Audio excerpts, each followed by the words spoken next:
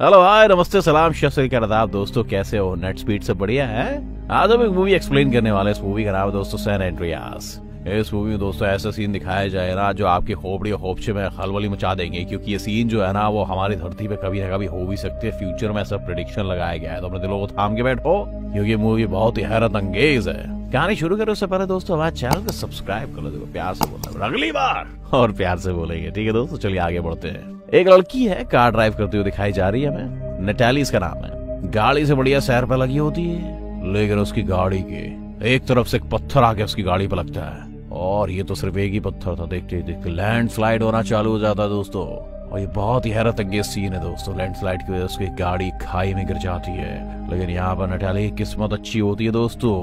एक पेड़ में उसकी गाड़ी उलझ गई थी, इसीलिए वो अभी तक जिंदा है। अब सीन शिफ्ट होता है दोस्तों, अपने ड्वेन जॉनसन यानी कि रॉक को दिखाया जाता है। पिक्चर में इनका नाम दोस्तों रे है। रे एक रेस्क्यू टीम में पायलट है। इसके हेलीकॉप्टर में एक न्यूज रिपोर्टर रेस्क्यू टीम का इंटरव्यू ले रही होती है, और रे हेलीकॉप्टर को उड़ा रहा होता है, लेकिन तभी उसकी नजर उस खाई पे पड़ती है जहां पर वो लड़की की कार गिरी थी। और लकीली ये नैटाली कार को देख लेता है दोस्तों, और उसका एक हेलीकॉप्टर खाई के पास में लेके जाता है। उसका एक टीममेट नीचे जाता है और रस्सी की सहायता से एक गाड़ी को एक रोप से बांध देता है, जिससे कि वो ऊपर आ जाए। लेकिन वो गाड़ी पूरी तरह से अटकी हुई थी, जिसकी वजह से रे का बैलेंस बिगड़ने लग जाता है, और वो एक और टीममेट को नीचे भेजता है, लेकिन वो भी अनसक्सेसफुल हो जाता है। तो आखिर में दोस्तों रे को खुद ही जाना पड़ता है। अब रॉक खुद ही मैदान में उतर गए दोस्तों, फिर तो 99% काम तो हो ही जाएगा, 1% काम हो जाएगा भैया।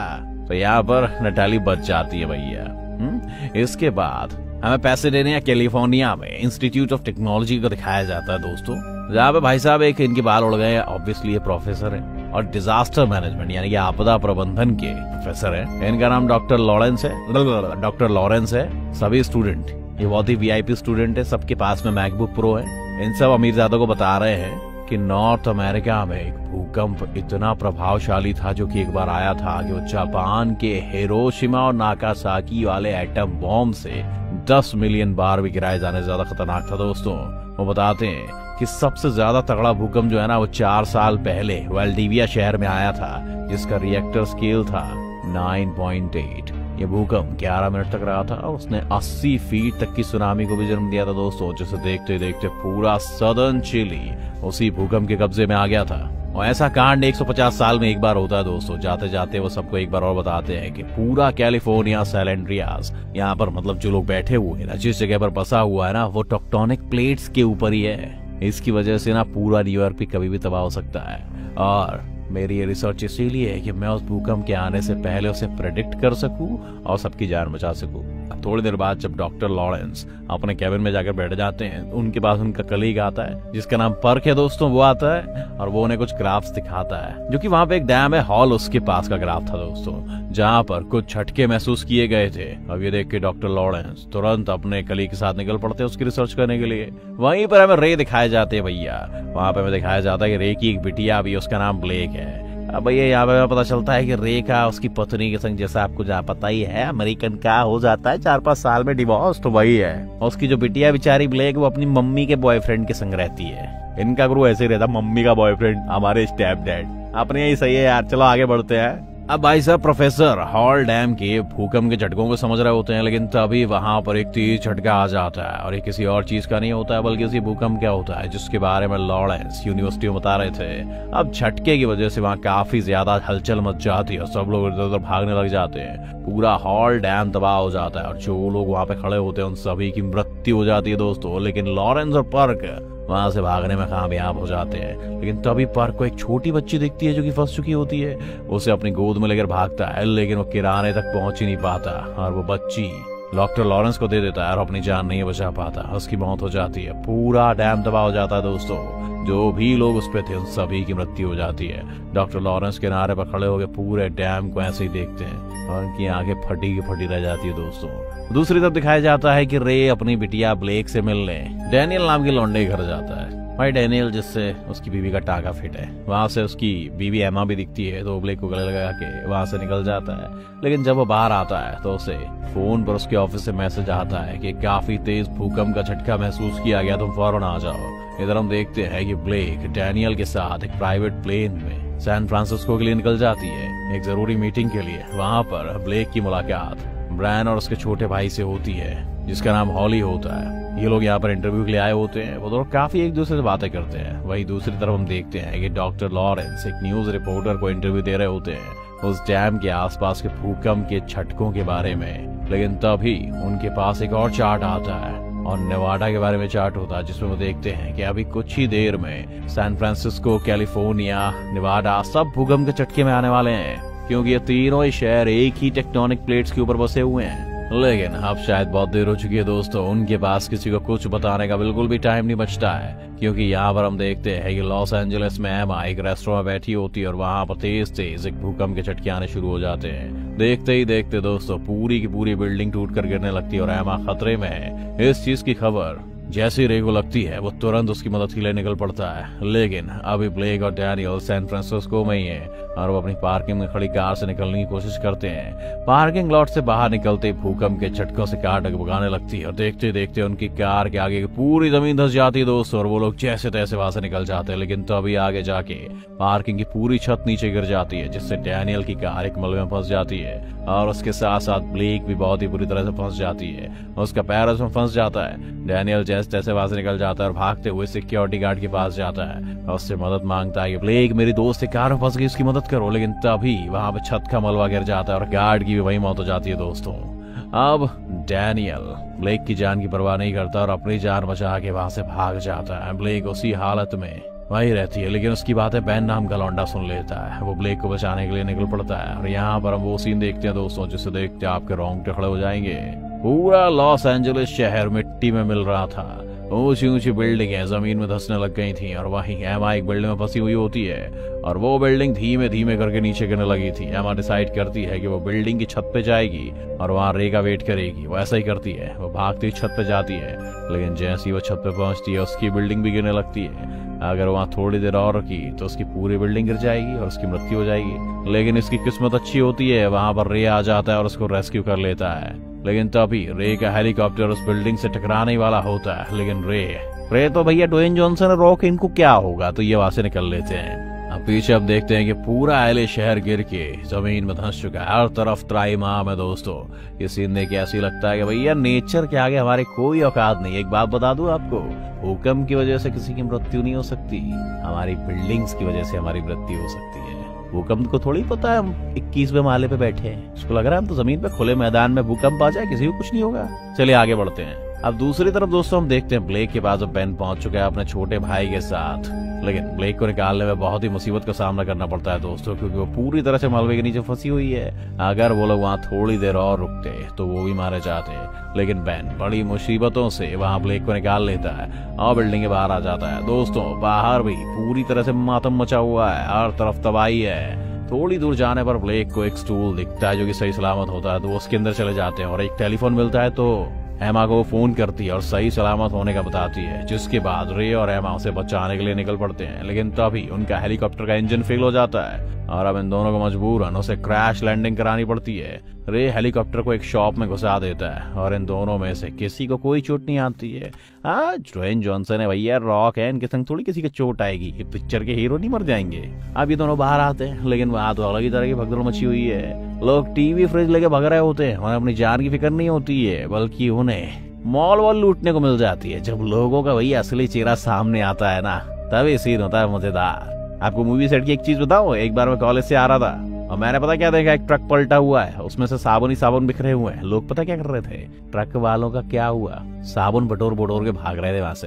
तो ये इंसान की असली औकात है और हमने जाके ट्रक के ड्राइवर और क्लीनर को वहां से निकालने की कोशिश करी। ऐसे बस 4-5 ही लोग थे। आइए मूवी में दोबारा लौटते हैं। मतलब भूकंप भी इनसे कह रहा होगा कि सालों सुधर जाओ बे, इस टाइम में लुटेरे हो। तो भैया रे वहां से कार लेके वहां से निकल जाता है उसे बचाने के लिए। वहीं हम देखते हैं कि डॉक्टर लॉरेंस अभी भी इंटरव्यू दे रहे होते हैं। मतलब अभी कैलिफोर्निया ने इस भूकंप का असली मंजर तो देखा ही नहीं है। अब रे और एमा कार से जा रहे होते हैं, लेकिन तभी वहां पर उन्हें कुछ लोग उन्हें इशारा कर रहे होते हैं कि आगे मत जाओ। लेकिन अचानक से रे अपनी गाड़ी रोकता है और गाड़ी से उतरकर कुछ ऐसा देखता है जिसे देख के उसके होश ही उड़ जाते हैं। और रोड 2 टुकड़ों में बढ़ चुकी थी, जो कि बहुत ही डरावना सीन होता है दोस्तों। रे और एमा वापस उन्हीं लोगों के पास आते हैं लौट के, चूंकि उन्हें इशारे कर रहे थे। वो असल में हस्बैंड और वाइफ होते हैं। उनकी कार खराब हो चुकी थी और ये कपल का बेटा भी वहाँ पर फंसा हुआ था।